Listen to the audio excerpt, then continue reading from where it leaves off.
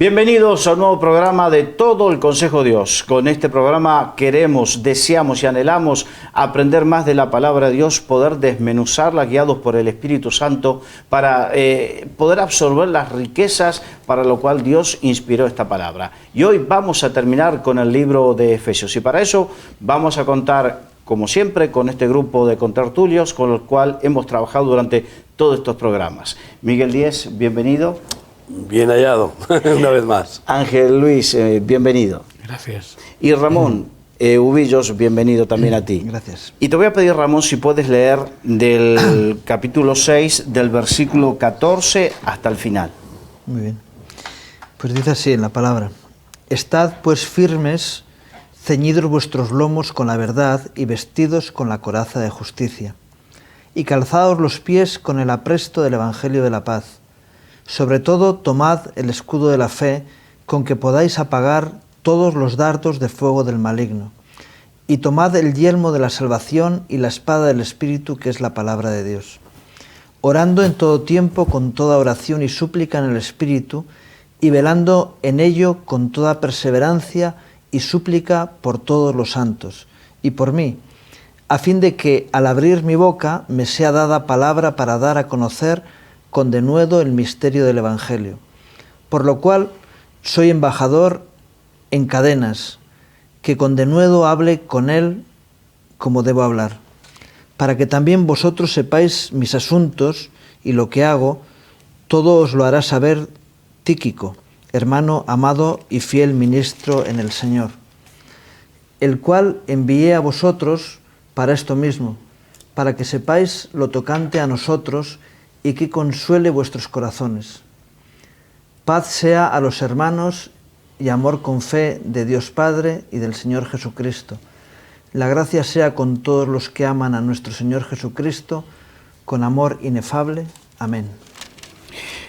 El apóstol Pablo en toda la carta habla de guerra espiritual, sobre todo en el capítulo 6, hemos visto que habló del ejército de Satanás. Y aquí habla de una armadura. Hay que entender que el apóstol Pablo pasó mucho tiempo encadenado a soldados romanos y los vio muy de cerca, entonces pudo ver toda la armadura y probablemente tomó de esa visión como alegoría para enseñarnos acerca de cómo debemos protegernos y cubrirnos para pelear esta batalla. Sí, de todos modos habla de una armadura, pero lo que nos dice es que tomemos toda la armadura, ¿no? A veces cuando estudiamos el tema de la armadura de Dios y estudiamos cada una de las cosas, pero no nos quedamos con ese concepto de que necesitamos todo el poder de Dios, toda la fuerza, toda la palabra, toda la revelación que Dios tiene para nosotros, todos los argumentos que hay a toda la Iglesia. Necesitamos toda la armadura de Dios por lo que hablábamos en el último programa, de que tenemos un enemigo realmente potente y difícil de vencer. Por eso necesitamos toda la armadura de Dios y pertrecharnos para esta batalla, si podemos con más, mejor. Muchas veces nos creemos autosuficientes y decimos, bueno, yo ya con lo que he aprendido necesitamos más y necesitamos estar más cubiertos. Y no solamente con las cosas que hemos leído que forman esa armadura, que creo que hablaremos de ello ahora, ¿no? Sino que nos necesitamos, todos los hermanos, necesitamos cerrar filas de una forma más potente, necesitamos un nivel de unción y de gracia espiritual lo mayor posible y estar siempre con esa actitud de decir, yo necesito todo porque en esta batalla estoy en desventaja si no tengo toda la fuerza de Dios conmigo. Ángel. Pues efectivamente estoy de acuerdo con lo que decía nuestro hermano. Y es una armadura a título particular para cada uno de nosotros como creyentes y en el nivel general a la iglesia local en general. Y efectivamente habla de elementos claros. Necesitamos que la verdad de Dios, el Evangelio de paz, la fe que es en Cristo Jesús, la espada del Espíritu, la claridad absoluta de que somos salvos, que es el yelmo, el escudo, el casco, todo eso unido con la oración persistente es lo que nos da la victoria, y eso es imprescindible. Estoy de acuerdo en lo que decía Ramón, porque a veces, como desmenuzamos tanto la armadura, pareciera que al final uno lleva la espada, otro lleva un casco, otro lleva... Sí, como que cada uno se especializa en algo, ¿no? Exactamente. Y eso, en definitiva, pues mostraría, desgraciadamente, la realidad de las divisiones que a veces ocurren. Pero ciertamente está hablando de una armadura individual y colectiva. O sea, esta es la armadura que el Señor quiere que tengamos, que sin duda, como muy bien se decía, está basada simplemente en lo que es pues todo el revestimiento de un soldado de guerra, ¿no? Esto ya también nos está recordando, como decíamos en el programa anterior, que la guerra espiritual es una realidad y que por tanto necesitamos tener la armadura. De hecho, en el programa anterior ya aclarábamos, dice, por tanto, tomad toda, lo dice, no parte, sino toda la armadura de Dios para que podáis resistir el día malo y habiendo acabado todo, estar firmes. Y ya a partir de ahí pues va hablando de los distintos elementos que creo que es interesante que los tratemos, siempre y cuando dejemos muy claro a nuestros queridos televidentes que estamos hablando de que es necesaria toda. Ahora, dentro de eso, pues vamos dividiendo esta armadura en varias cosas. Estad pues firmes, ceñida, por ejemplo, vuestra cintura con la verdad. Podríamos empezar, si queréis, delimitando estos aspectos, ¿no? Ceñida vuestra cintura con la verdad. Bueno, ¿a qué se está refiriendo? Pues volviendo de una manera, en el elemento natural, pues sería ese cinturón que de alguna manera usa el soldado para poder llevar toda su vestimenta y ceñirse todos los elementos necesarios, tanto en la vida cotidiana como especialmente en la guerra, en el conflicto bélico, ¿no? Toda la verdad. Aquí la verdad, a mi juicio, tiene dos vertientes. Una es la verdad en el sentido absoluto, es decir, el cristiano tiene la verdad, no tiene una verdad, ni cualquier verdad, ni bueno, todas las verdades sirven, todos los caminos llevan a Roma, da igual, los islámicos que, bueno, al fin y al cabo hay gente, algunos son buenos. Es que últimamente hay muchas doctrinas y muchos artículos que hablan de que hay en algo que creer y todas las religiones salvan. Efectivamente. Bueno, pues la Biblia, no solo aquí, sino en muchísimos otros textos, evidentemente, habla que hay una única verdad. Pero Cristo dijo, yo soy el camino y la verdad. Cristo no dijo, yo soy una verdad. Él es la única, absoluta, total, plena verdad de Dios, que en la salvación se revela el Salvador, que es Cristo, redimiéndonos. Entonces aquí es imprescindible que si queremos luchar contra Satanás, contra lo que eso implica, ¿no?, tenemos que tener muy clara la convicción absoluta de la verdad del Evangelio en nuestra vida, de Cristo como único Señor y Salvador, y que esa verdad es absoluta y total, es el fundamento de nuestra vida, y es Cristo.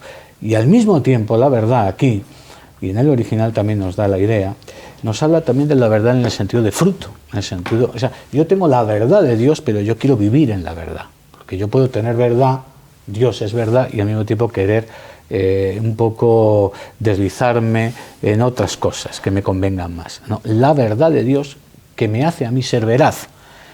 Y desgraciadamente no tantos cristianos, teniendo la verdad, viven en verdad en su vida cotidiana y por tanto dejan rendijas para que el diablo pueda atacarlos con sus distintas armas, porque el diablo tiene las suyas.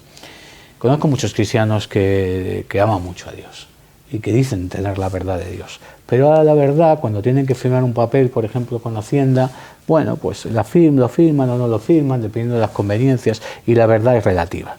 Conozco cristianos también que dicen, bueno, hay que decir la verdad, pero bueno, a veces hay mentiras piadosas, por amor al hermano, por amor no sé qué, y conozco en definitiva, creyentes que, sabiendo que tienen la verdad de Dios, no están siendo veraces verdaderamente. Entonces, yo solamente, que podemos decir muchas más cosas en cuanto al comienzo de esta armadura, decir, la verdad es Dios, pero Dios me invita a mí a que yo viva en verdad. Ahí no entra ni hipocresía, ni falsedad, ni medias tintas, ni decir lo que me convenga, sino la verdad. Y si no lo hago, estoy permitiendo que mi coraza empiece ya mal, porque si el cinturón que va a proteger de alguna manera todo lo que es el resto de la vestimenta. Es lo que sujeta todo. Efectivamente. Porque la espada se cuelga en el cinturón, la coraza, todo se sujeta con el cinturón, claro. Así que... El cinturón es el primer, por eso dice aquí, es el primer elemento. Luego a partir tú vas añadiendo. Si ya de por sí los ropajes empiezan a estorbarme, si ya tropiezo porque las cosas están mal puestas, malo. La verdad es Dios, en Cristo Jesús. Pero, ojo, esto nos habla también de una responsabilidad que tenemos como hijos de Dios. Si yo tengo a Cristo, que es verdad, yo tengo también que vivir en la verdad. Y mis palabras tienen que producir verdad. Y por cierto, lo de la mentirijilla, o lo de la media verdad, o lo de la mentira piadosa, eso es diabólico. Y sería bueno que lo dejáramos claro. Bien. Bueno, yo tengo que recordar que David se va a enfrentar con Goliat, que es un símbolo de lo que es la guerra espiritual, precisamente, un gigante, ¿no? Que simboliza pues a un principado, a un demonio de Aupame Domine, ¿no? Que nadie se atrevía a enfrentarse con él. Y entonces pues Saúl le deja su armadura y se pone la armadura de Saúl y claro, le cae grande, que ello no le encaja ni de ninguna manera, ¿no? Y entonces pues él va con sus armas, con su armadura, en la que ha practicado en el servicio a su familia y en el temor de Dios, ¿no? Y con la honda y con la piedra que simboliza a Cristo, ¿no? Entonces lo primero que creo es que hay que dejar bien claro que cada uno tenemos una armadura, que yo no te puedo prestar mi escudo a ti, ni tú a mí me puedes prestar el tuyo, ni tampoco te puedo prestar yo mi espada. Es decir, que es una armadura para cada uno y a la medida de cada uno, porque hay medidas de fe. Por eso también hay escudos más grandes y más pequeños. O sea, un joven de 16 años que tuviera que ir a la guerra, porque, por ejemplo, en Israel, pues empieza a ir a la guerra a los 16 años, y en aquel tiempo, cuando el peligro era terrible, pues también los jóvenes iban a la guerra. Pues no le puedes dar a lo mejor un escudo de un hombre ya más fuerte, ¿no? Pues ya un escudo más grande, porque además también hay que tener en cuenta una cosa: el escudo es no solo según la fuerza que tiene cada uno, según la estatura. Entonces hay diferentes medidas en las armas, ¿no? Que tienen que usar cada soldado, según las condiciones de cada soldado. El crecimiento espiritual, medidas de fe, etcétera. Pero cuando vemos la armadura romana, que es la que toma como ejemplo Pablo, ¿no? Sin duda, era la armadura más completa y desarrollada del ejército más poderoso del mundo, ¿no? Pues es curioso el lomo, que habla del lomo, y me alegro que haya usado lo del cinto, pero la cintura, pero es que también habla de los lomos. Y en el lomo no había ninguna protección. Y no había protección, ¿por qué? Porque cuando uno ataca, va de frente al enemigo, y el enemigo no puede atacar por detrás, porque por detrás vienen los demás amigos, los demás ejércitos propios. Entonces, y si alguien era desertor, entonces sí que queda completamente a merced de las flechas del enemigo. Y además, qué curioso que el diablo siempre ataca por detrás, siempre busca, es un traidor. Entonces, ¿qué significa esto? Que ceñidos los lomos con la verdad, o la cintura con el cinturón de la verdad, implica dos cosas. La primera es que es Cristo quien te cubre las espaldas cuando tú vas en la comisión que Él te envía, cuando tú vas dando cara al enemigo, en lugar de huir del enemigo, sino que le resistes, y que tú vas en defensa de la verdad y de la justicia, y tú vas avanzando como un buen soldado en la extensión del reino de Dios y en la expulsión del reino de las tinieblas. Así que lo primero es eso, que hay, por eso dice revestidos de Cristo. Él es el que te viste, el que te cubre las espaldas. Claro, si retrocedes, ya no te cubre las espaldas, ya automáticamente quedas al descubierto. Lo segundo que veo, hablando del cinturón, que evidentemente sujeta toda la parafernalia de la armadura, implica sujeción a la voluntad de Cristo, al que está cubriéndote las espaldas. Es la sumisión, es el yugo.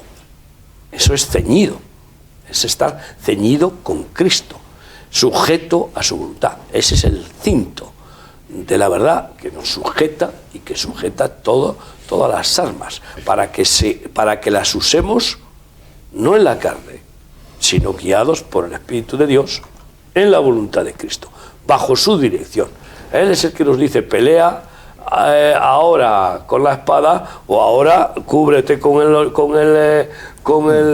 escudo, y agáchate para las flechas y humíllate. Porque es curioso que ese escudo romano tenía la cualidad de que cubría todo el cuerpo, simplemente con inclinar un poco la cabeza y doblar un poco las dos rodillas, es decir, poner las piernas un poco dobladas, en actitud además de salir disparados corriendo, una vez que las flechas han sido paradas, seguir corriendo, porque estás en esa posición atlética de seguir avanzando, para poder ganar más terreno y volver otra vez a cubrirse contra las flechas, ¿no?, hasta que llega al cuerpo a cuerpo. Pero evidentemente, ¿qué significa ese cinturón de la verdad? Sujeción a la verdad. Es decir, sumisión a la verdad, acatamiento de la verdad, que la verdad no nos escandalice. Bienaventurado aquel que no halle tropiezo en mí, aquel que obedece la verdad, que dice: Señor, venga a mí tu reino, hágase en mí según tu voluntad, según tu palabra. Eso es lo que significa practicar la verdad, la obediencia, la sumisión completa a Cristo. Él es el soberano, Él es el dueño absoluto, ¿no? Y una vez que está uno ceñido en esa sumisión, pues ¿quién es el que tiene la victoria? Pues es el Señor, por medio del Espíritu, como dijimos en el programa anterior. Y entonces es el Señor el que te hace mover el brazo, el que le da la fuerza a Sansón. ¿Quién era? Pues era el Señor. En el momento en que perdió la gracia del Señor, se le acabó la fuerza. Entonces, pues es el que te da, dice, el que adiestra mis manos para la batalla, de tal manera que Él nos da la palabra oportuna, el saber usar la espada oportunamente, con la palabra de ciencia, la palabra de sabiduría, el que nos da el filo, la palabra bien afilada para partir el alma, para cortar no cráneos ni brazos, sino cortar lo que es lo carnal de lo espiritual, y para pisar serpientes y escorpiones, ¿no? En definitiva, en esa sumisión a la verdad, pues la obra del Señor se manifiesta después en el poder de su Espíritu, y nos enseña a usar el escudo, nos enseña a pelear, a luchar como buenos soldados de Cristo, que Él es el capitán. Evidentemente nos muestra muchos aspectos, ¿no?, de lo que es el escudo, de lo que es la armadura. Y me gustaría que sigamos con algunas cuestiones, porque los lomos de la verdad y vestidos con la coraza de justicia. Ramón. Sí. Hay otro texto que dice que busquemos primeramente el reino de Dios y su justicia, ¿no? Lo demás viene añadido. Jesús vino a proclamar y a instaurar un reino de justicia, que es el reino eterno, ¿no?, en donde mora la justicia, donde todo es conforme al orden establecido por Dios y por lo tanto justo. De tal manera que en la manera en que nosotros podemos enfrentarnos en esta guerra espiritual, antes se hablaba de honestidad en cuanto a la verdad, ¿no?, y tenemos que ser honestos también en cuanto a la justicia. El gran problema del corazón humano es que es egoísta, y el egoísta busca lo suyo. No le interesa lo que es justo, sino lo que puede sacar de beneficio de la situación. Y en ese aspecto el cristiano no está exento de ese egoísmo. Lo pone como coraza porque precisamente está cubriendo el corazón y las partes más vitales, ¿no?, del hombre. Y si nosotros no somos justos, no vamos a poder batallar en esa batalla. ¿Por qué? Porque siempre el enemigo nos va a sacar ventaja en nuestra injusticia. Por eso el primer reto que tiene todo cristiano que tiene que enfrentar su batalla personal es esa justicia, ¿no? y tenemos que buscar, ya que la justicia no mora en el corazón del hombre, tenemos que buscar que Dios nos lleve a andar en justicia. David, cuando es consciente de su pecado, le pide al Señor que ponga en él un espíritu recto, es decir, justo, para que haga lo que es oportuno, lo que es correcto.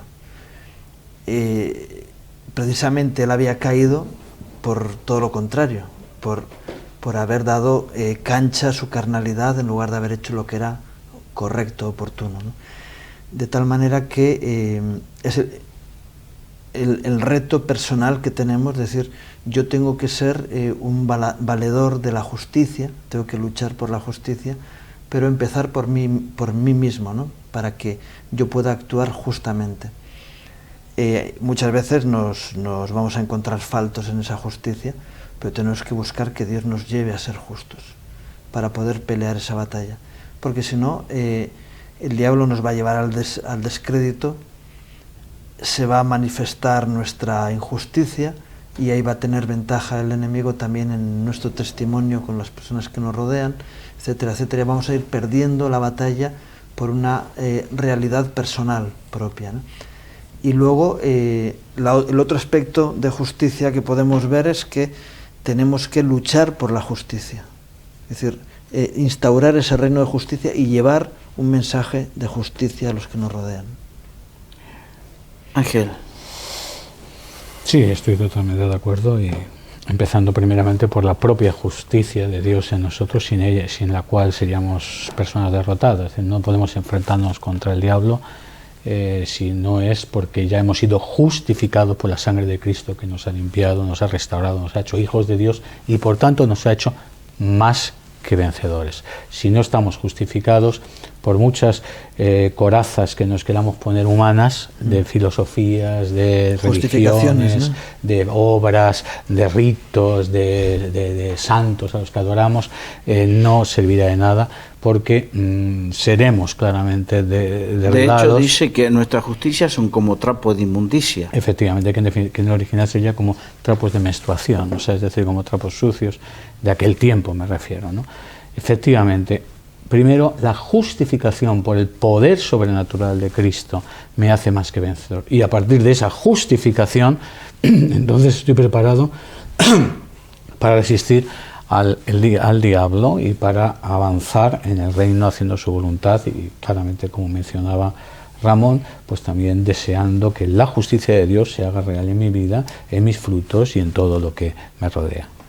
Somos reyes y sacerdotes según el designio de Dios para sus hijos. Y una de las prendas sacerdotales se llama el pectoral. Y el pectoral pues tiene que ver claramente con esta arma de la armadura divina. Y en el pectoral, que es el tumín y el urín, estaban las piedras preciosas. Qué curioso que las piedras preciosas son de distintos colores, igual que los frutos. Los frutos son de distintos colores. Hay frutos rojos, hay frutos verdes, hay frutos de todos los colores en los árboles frutales de la creación de Dios. Y por tanto implica claramente las obras de amor, las obras que determinan la autenticidad de la fe, porque la fe sin obras de justicia, sin obras de obediencia, sin obras de misericordia, pues está muerta. ¿Y qué dice Dios, por ejemplo, en Isaías 1, cuando les habla al pueblo? Me tenéis harto de vuestras fiestas solemnes, me tenéis harto de vuestros ritos y de vuestros cultos. Cuando dice, haced justicia al huérfano y a la viuda. Eso es lo que me agrada. Y en Isaías 58, cuando habla, dice, ¿cuál es el verdadero ayuno? El verdadero ayuno es hacer justicia al huérfano y a la viuda. Una vez que somos justificados, somos hacedores de justicia después. Y tenemos que no hacer acepción de personas y saber buscar en defensa la verdad y la justicia. Bienaventurados sois cuando os persigan y os vituperen y digan toda clase de mal contra vosotros mintiendo, ¿no? Bienaventurados sois pues porque habéis defendido la verdad y la justicia. Y bienaventurados que tienen hambre y sed de justicia, decía Jesús en las bienaventuranzas. Yo creo que el tumín y el urín, este pectoral, tiene que refulgir, como tiene que brillar. Las buenas obras tienen que brillar, como tú dijiste, me parece no sé si en el anterior programa, de que tienen que ser hechas, puestas en alto para que glorifique a nuestro Padre que está en el cielo, porque son suyas las obras. Como son suyas esas gemas, esas piedras preciosas que Él ha creado, ¿no? El zafiro, el diamante, el rubí, fíjate tú, ¿no? Simbolizan frutos del Espíritu Santo, de los cuales el más excelente es el amor. Y la justicia distributiva es la más difícil, porque sabemos que en las riquezas, en los bienes materiales, hay lo que hay. Si hay un pastel para comer entre determinado número de personas y 40 personas tienen que comer de ese pastel, si viene alguien y dice, yo me llevo la cuarta parte para mí solo, y viene otro y dice, pues yo la otra cuarta parte, al final quedan 38 que les queda solo la mitad, y si viene otro también que dice, yo también la cuarta parte, al final quedan 37 que les queda una cuarta parte nada más para ellos. Así está el mundo. Resulta que 200 familias se llevan la productividad económica, que es cuantificable, que no es etérea, cuantificable de forma numérica, de un 40% de la población mundial. Pues entonces dices, bueno, pues apague, vámonos. Así está el mundo, porque hay comida para todos en este mundo, hay riqueza en la creación de Dios para toda la humanidad, más que de sobra. El problema es que lo que no hay es tanta riqueza para tanto depredador. No hay. Y por eso el Señor quiere establecer un reino justo, y por eso busca, como tú has dicho, primeramente el reino de Dios y su justicia distributiva, entre los cuales, ¿quiénes son los que tienen que tener preferencia? Los huérfanos y las viudas, los débiles, los indefensos. Esos son los que tienen más predilección, porque son los que más necesitan. ¿A quién daremos más? ¿Al que necesita más o al que necesita menos? La justicia distributiva tiene varios factores según el reino de Dios, según lo que el Señor enseña. Por ejemplo, en Hechos 2 y Hechos 4 dice que repartían a cada uno según su necesidad. Al que necesita más hay que darle más. Pero hoy día, por ejemplo, incluso en términos laborales, en todas las democracias, resulta que un albañil soltero gana lo mismo que un albañil con 5 hijos. Pues no es justo. Estamos valorando un poco lo que es la enseñanza de la justicia distributiva, ¿no?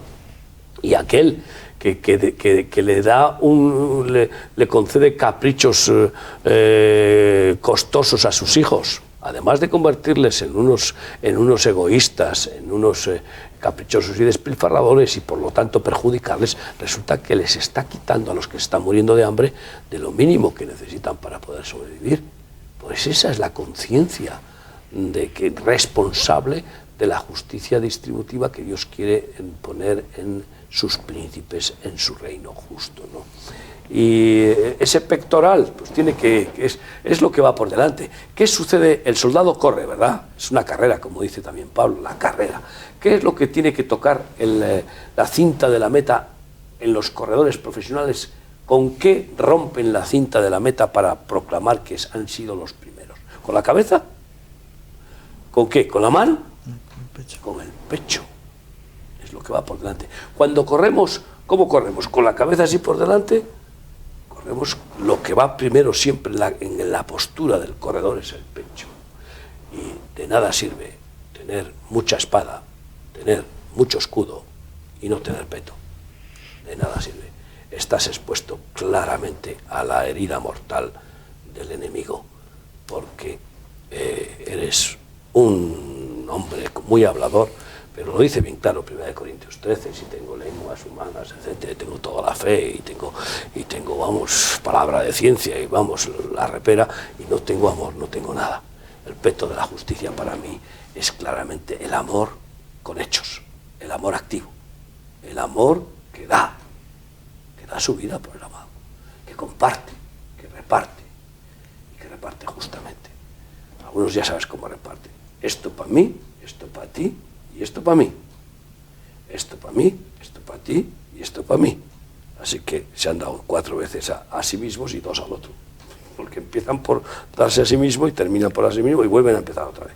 Entonces, cuidado, ya sabes ese refrán de que el que parte y bien reparte, se lleva la mejor parte, pero eso no es lo bíblico.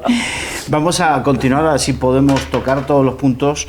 Dice, calzado los pies con el apresto del Evangelio de la Paz. Bueno, está refiriéndose a las botas romanas, que sobre todo las botas usadas en los tiempos bélicos, que eran unas botas robustas, fuertes, y que hacían que el ejército pudiera recorrer largas caminatas. La mayoría de la... Claro, tenemos que pensar que en aquel tiempo los ejércitos primordialmente hacían muchos kilómetros a pie, primordialmente, pero luego llevaban máquinas, algunos iban a caballo o con carros, pero especialmente la infantería iba a pie. De hecho, Roma preparó unos caminos excelentes por todo su imperio, precisamente para agilizar esos movimientos de sus ejércitos, porque era la clave de su poder militar. ¿Qué está queriendo hacer aquí? Pues evidentemente no olvidemos que todo esto sigue siendo la comparación de un soldado con sus distintos elementos bélicos, en este caso de la armadura. El calzado, que dice aquí, dice calzado los pies con el celo por anunciar el Evangelio de paz, dice mi traducción, creo que lo define muy claramente. O sea, los soldados iban por todas partes guiados por sus tribunos o por sus generales, dependiendo del caso, y tenían un objetivo, y era conquistar. Bueno, pues ahora esto aplicado a lo espiritual es exactamente lo mismo. La Iglesia ha sido llamada a conquistar al mundo con el Evangelio de paz, con el Evangelio de gracia, con el Evangelio de misericordia. A mí esta expresión me habla de la responsabilidad extraordinaria que tenemos de ser luz al mundo, sal a la tierra y sobre todo de predicar el Evangelio a toda criatura. Ahora los soldados llegaban a los lugares más recónditos y allí tomaban autoridad, la autoridad romana era la que imperaba en cada lugar. Dios nos ha llamado no a poner ningún tipo a imponer ningún tipo de autoridad natural ni diabólica, sino todo lo contrario, la autoridad de Cristo, que solamente es a través del Evangelio de la paz en el Señor Jesús. Lamentablemente, me da la impresión de que en muchos ámbitos no somos plenamente conscientes de la responsabilidad que tenemos de conquistar al mundo. Más bien, el mundo nos suele conquistar a nosotros a veces. Somos conscientes que muchas iglesias, en lugar de ser una iglesia con esas botas preparadas para caminar, para avanzar, para conquistar, para predicar a toda la criatura, dijo el Señor, id y predicad, no os quedaos sentados aquí, sino id y predicad el Evangelio a toda criatura, y había que predicar en Jerusalén, en Judea, en Samaria, hasta el último de la tierra. Desgraciadamente muchas veces la iglesia se queda a gustito, feliz, montando sus propias infraestructuras, sus propios locales, sus propias alabanzas, sus propias buenas predicaciones, y al final el mundo es el que entra en la iglesia, en lugar de ser la iglesia la que conquista el mundo con un evangelio extraordinario, poderoso, de amor, de gracia, de bendición y de misericordia. Y más bien lo que nos ocurre a veces es lo contrario. Entonces, sobre todo a mí esta palabra me invita a ser activo, me invita a cumplir un mandamiento que, por cierto, es para todos. No es para algunos, es para todos. Hay muchos dones y hay muchos ministerios, pero hay una labor ministerial que es para todos los creyentes. Cuando la palabra dice y predicar el Evangelio, no está hablando solo a los evangelistas. Los evangelistas van a predicar de una manera especial, de una manera más ungida, de una manera más cualificada por la acción soberana del Espíritu. Pero cuando la Biblia dice y predicar el Evangelio, está hablando a todos. Sean evangelistas, sean pastores, sean maestros, sean apóstoles, sean hermanos que se dedican a una labor o a otra. Todos tenemos que ser luz y todos tenemos que predicar el Evangelio. A mi juicio, es una asignatura pendiente, no evangelizamos como deberíamos, nos falta celo, nos falta fervor en Dios, nos falta ánimo. Yo en cierta ocasión eché una reprimenda a algunos hermanos de nuestra iglesia porque me di cuenta, por ejemplo, que venían al culto y algunos venían con la Biblia metida en una bolsa. Y yo decía, ¿por qué vienen con la Biblia en una bolsa? Hasta que descubrí que la tapaban para que los vecinos no supieran que venían al culto, para que no les identificaran como testigos de Jehová, no sé qué. Esa es la explicación que me dieron. Así que dije, dejémonos de excusas, saquemos la Biblia y vayamos a predicar el Evangelio y no nos avergoncemos de Cristo. La Iglesia en muchos sectores evangélicos se ha avergonzado de Cristo y tenemos que romper eso y hacer lo que hacían los soldados romanos, es decir, conquistar. Nosotros no usamos armas humanas ni carnales, pero tenemos el Evangelio maravilloso de Cristo. Sí, bueno, redundando un poco. Este detalle del calzado nos abre la visión de que la armadura no es solamente defensiva, sino que habla de ese apresto, de ese celo que leías tú, ¿no? De ir avanzando es decir, no solamente porque quizá hay otros aspectos de la coraza, tal, es más defensiva o más protectora del que batalla, pero ese apresto nos lleva a tener el anhelo de avanzar y de hacer que crezca el reino, ¿no? Es decir, de conquistar. Y una de las labores principales de la Iglesia no es la santificación propia, sino que es esa responsabilidad que tenemos con respecto al mundo que nos rodea. Muchas veces los cristianos nos quejamos del mundo. ¿Cómo está el mundo?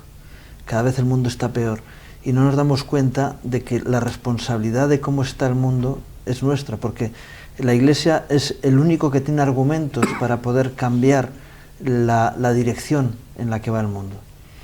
Y si nosotros nos centramos solamente en nosotros, y muchas veces existe ese anhelo de santificación, es lógico, también lo pone el Señor en el corazón, pero no podemos estar centrados en nosotros mismos. Cristo no vino a estar centrado en sí mismo, se hubiera quedado con el Padre en el cielo. Vino con un propósito. De hecho dijo, en los negocios de mi Padre me es necesario estar. Sí. Y de hecho, y cuando Él se marcha de este mundo, cumpliendo con su parte, con su ministerio en el mundo, lo que hace es comisiona a la Iglesia para que vaya a hacer esa labor. Y cuando no existe ese celo en nuestro corazón de ir más allá, es que nos conformamos con lo que tenemos. Y entonces el mundo alrededor nuestro no tiene esperanza, porque la única esperanza que puede tener el mundo es la interacción de la Iglesia sobre ellos en esa batalla, y para eso está ese celo, ese apresto del Evangelio que te impulsa a intentar cambiar la situación de este mundo. Siempre se enseña y se predica, ¿no?, que tenemos que ser los propicios a la generación en la que estamos, pero muchas veces la Iglesia falla en eso.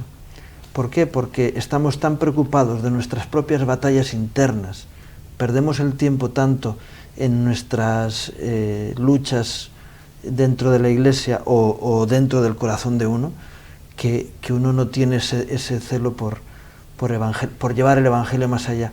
Y precisamente es al revés como debe ser. Tenemos el ejemplo de David. David, cuando iba a las batallas, él estaba protegido, guardado por el Señor, fortalecido, y salía victorioso. Cuando se quedó en casa, entonces el diablo tomó ventaja sobre su vida. Y muchas veces cuando estamos en esa batalla, con ese celo, intentando llevar el Evangelio más allá, somos guardados por Dios y estamos prestos en la batalla, preparados para luchar, y sin embargo cuando estamos en la retaguardia, centrados en nosotros, es cuando el diablo tiene ventaja de nosotros. Bueno, hay mucho cristiano con chancletas, ¿no? Y entonces, sí, pues ese es el problema, ¿no?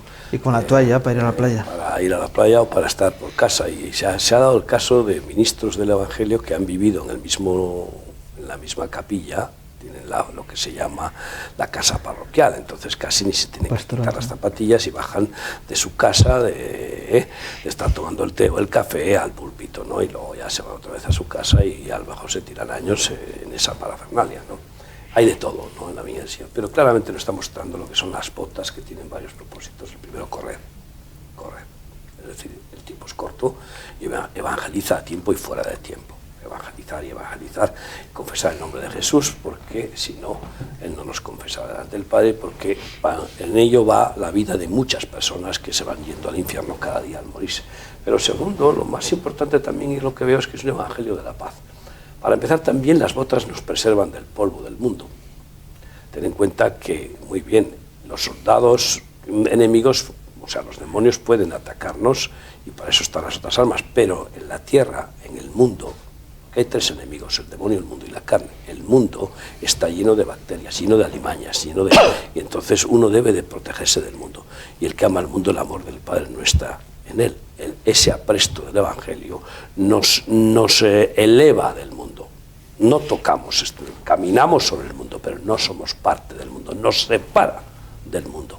Esa es la parte de la decisión de la vocación que hemos escogido por la gracia de Dios, del servicio al Evangelio. Pero luego es ir con un Evangelio de paz. ¿Por qué?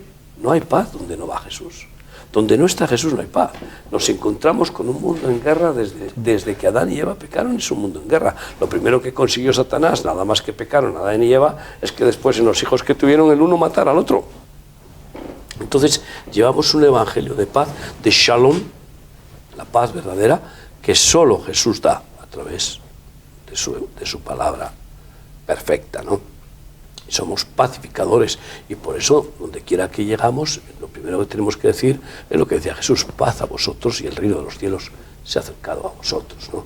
Y Jesús es lo que decía: mi paz os doy, mi paz os dejo. Así que creo que en este mundo más que nunca hoy, que está en una convulsión cada vez mayor de guerras espirituales, de guerras terroríficas, físicas, psíquicas y espirituales, hay que llevar esa verdadera paz que solo Jesús da por medio del Espíritu Santo y del comer, apaciguarse con la comida santa de la verdad de Dios. Continuamos, dice, sobre todo tomar el escudo de la fe con el cual poder apagar los dardos de fuego del maligno. Claro, los dardos de fuego se refiere a las flechas, y especialmente a aquellas flechas que eran lanzadas con fuego, porque eran peligrosísimas, tanto por el daño que podían hacer a los soldados como por el hecho de poder quemar territorios, lugares cercanos que les impedían el avance a esos ejércitos. Aquí nos habla del escudo de la fe. La fe es el arma poderosa que puede resistir, cómo no, cualquier mentira de Satanás. El escudo a que aquí se refiere probablemente, bueno, los soldados romanos, pensando que Pablo se fijaba precisamente en ellos, pues había dos tipos de escudos. Uno era el más pequeño, que era para la lucha cuerpo a cuerpo, y otro era ese escudo grande, que ellos además hacían unas maniobras muy peculiares. En un minuto o así todo un batallón podía cerrarse. Como si fuese una tortuga, una caparazón de tortuga. Y entonces, así, cerrados, formaban como una especie de acorazado, y por más que lanzaran flechas y otro tipo de armas, ellos estaban pertrechados y completamente protegidos. De hecho, era una de las estrategias que tenían los soldados romanos, y que les hacían muchas veces casi invencibles, porque por más que lanzaban y lanzaban flechas, pues no eran capaces de derribar a este tipo de estrategia. El escudo, pero evidentemente, como estamos hablando en el sentido espiritual, estamos hablando del escudo de la fe. La fe es un don de Dios, la fe es un don que nos da Dios para vencer en cualquiera de las circunstancias de la vida. Sin fe es imposible agradar a Dios, y es con la fe que podemos resistir cualquier circunstancia difícil, dura, que la vida nos va a presentar, o cualquier ataque demoníaco que nos venga. Las flechas de Satanás representan las tentaciones primordialmente, las tentaciones, los ataques, las mentiras, las sutilezas. A veces eran ataques directos, a veces eran sutiles, a veces están relacionadas con nuestra propia debilidad, como hemos mencionado, y en algún otro momento con nuestras propias concupiscencias, con nuestras propias debilidades. Pero sea como fuere, el Señor nos invita a creer que Dios está con nosotros, a creer por la fe que somos más que vencedores, a usar la palabra de Dios con fe para resistir cualquier dardo. Por cierto, la Biblia dice que no seremos tentados más de lo que podamos soportar. Entonces eso también nos da ánimo, porque en el programa anterior, que hablábamos de la guerra espiritual de una manera más específica, pues nos dábamos cuenta de un hecho que no deberíamos olvidar: el diablo es mucho más poderoso que nosotros. El diablo es más poderoso que nosotros. Nosotros somos más que vencedores, no por nuestra fuerza, sino porque Cristo está en nosotros, y la acción soberana del Espíritu Santo nos capacita para vencer. Y eso es algo que tenemos que tener en cuenta. En este caso, la fe que viene de Dios nos da ese poder para resistir cualquier asechanza del maligno. Ahora, la fe aparece en la Biblia como don, y evidentemente es un don. Hay una medida de fe que cada uno tiene, que eso se escapa, entra dentro de la soberanía de Dios, pero también la Biblia se menciona como fruto. Eso me hace entender que si por un lado la fe es un regalo que Dios me da, también la fe puede desarrollarse en la medida en la que mi vida está en intimidad con Dios. Es decir, la fe de una persona que no lee la Biblia, que no ora, que no busca a Dios, aun siendo cristiano, será una fe raquítica, porque aunque tiene la fe que Dios le ha dado, es una fe que está paralizada. Pero la fe que está creciendo en la medida de la santidad, de la espiritualidad, de la comunión con Dios, de la lectura reverente de la palabra que alimenta el corazón, en definitiva, de poner en práctica el Evangelio, esa fe va a crecer. Y así va a ser el escudo, que va a crecer de tal manera que no va a haber ni un solo dardo que pueda derribar nuestra vida, porque Cristo nos protegerá a través de ese escudo que dice aquí, de la fe, y apagará, dice literalmente, todos los dardos, dice todos los dardos de fuego del maligno, y nos hará vencer. Sí, yo creo que está hablando de los dardos de fuego del maligno, está hablando de argumentos, ¿no? De argumentos, de palabras, de mentiras, con las que vamos a tener que luchar constantemente, ¿no? Y por eso el escudo que para esos dardos es la fe. La psicología moderna nos habla, y los sistemas modernos de valoración, de aumentar la autoestima y esto, ¿no? Habla de fe. Ten fe en lo que estás haciendo, porque eso te va a hacer fuerte. No es de esa fe de la que está hablando la palabra aquí, sino confiar en Dios, en que lo que Él nos dice es verdad, en que su amor es 100% para nosotros, en que Él tiene planes de bendición, es decir, las promesas que Dios nos ha dado, y que creamos y confiemos en lo que Dios ha dicho. Tenemos un ejemplo claro en Romanos 8, por ejemplo, ¿no? Al final del capítulo 8 de Romanos, cuando Pablo dice, yo estoy seguro. Esa seguridad que ni la muerte, ni la vida, ni ángeles, ni principados, todas estas cosas, ¿no?, me pueden apartar del amor de Dios que es en Cristo Jesús. Y esa seguridad, ese era el escudo que él estaba transmitiendo a los efesios, que él tenía y que él animaba, enseñaba, exhortaba a que tuvieran en la batalla. Porque teniendo la seguridad en Dios van a poder, y para mí es fundamental esa palabrita, todos los dardos de fuego del maligno. Confiando en Dios vamos a poder descubrir la mentira diabólica que viene a hacernos daño. Porque igual que la flecha incendiaria entraba por el menor resquicio y hacía el daño, tremendo daño, no solamente de herir, sino que de quemar en esa herida, el diablo viene igual a dar entradas sibilinas por la rendija que le dejes, quizá ahí en la malla o donde sea, ¿no?, en cualquier esquina, en cualquier resquicio, para que vaya haciendo daño por dentro. Y dices, la fe va a impedir que eso llegue a hacerte daño, porque vas a tener una seguridad, una confianza en Dios. A veces la gente pregunta, ¿tú por qué puedes tener tanta confianza en la palabra? Y porque tengo confianza en quien la mandó escribir, tengo confianza en el Dios con el que tengo relación y estoy seguro en Él, no en todo lo demás. A lo mejor podíamos llegar a la conclusión de Descartes, que dijo, no estoy seguro de nada, solamente estoy seguro, él decía que pienso luego existo, ¿no? Y nosotros podemos estar seguros de la fiabilidad de Dios, y cuando estamos seguros de eso, entonces vamos a poder descubrir todas las mentiras. Miguel, porque lamentablemente tenemos pocos minutos, y para poder terminar en general, el yelmo de la salvación y la espada. Bueno, el yelmo de la salvación es el casco protector en la cabeza, que es el que nos da el gozo de sentirnos claramente redimidos y por medio del cual recibimos constantemente el testimonio del Espíritu Santo a nuestro espíritu, que nos testifica de que somos hijos de Dios. Y con ese testimonio podemos exclamar Abba Padre, es decir, que somos de Cristo.